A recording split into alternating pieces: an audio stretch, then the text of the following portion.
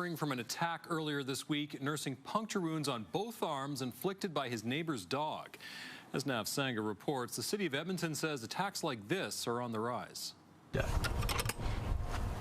Steve Katrinook was walking out of his yard on Tuesday when he says he saw two of his neighbor's dogs outside, loose and unsupervised. Okay, so I walked up here and I talked to the dogs, pet them, the whole works, noticed that there was nobody around. Already familiar with the dogs, he says he was putting the pair back in his neighbor's yard when a third dog, a pit bull inside the home, jumped through an open window and attacked him. I tried grabbing the collar, because I know that if you grab the collar, you've got control of the dog. Well, in the meantime, it bit me. Multiple bites, puncturing his hands and arms.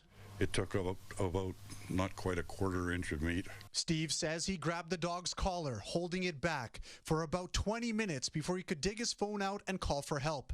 When paramedics arrived, they couldn't treat him immediately for their own safety. They told me not to let go of the dog until animal control got there. Steve held on to the dog, blood running down his arm. I was hurt already. And like I say, I didn't want that dog to hurt anybody else. Eventually, one of Steve's neighbors got a rope, and Steve managed to tie the dog to a tree, finally able to get medical treatment for the bites. It was aggressive and growling and everything else. Fortunately, the noose held. The owners are believed to have been away when the attack happened. When we tried to speak to them about the attack and what bylaw officers say are similar incidents with the same dog, only the dogs came to the door.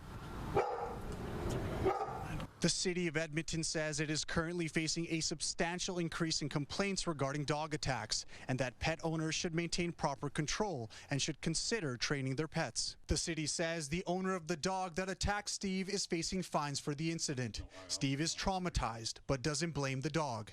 It's all in the way you raise the animal. Nav Sanga, CTV.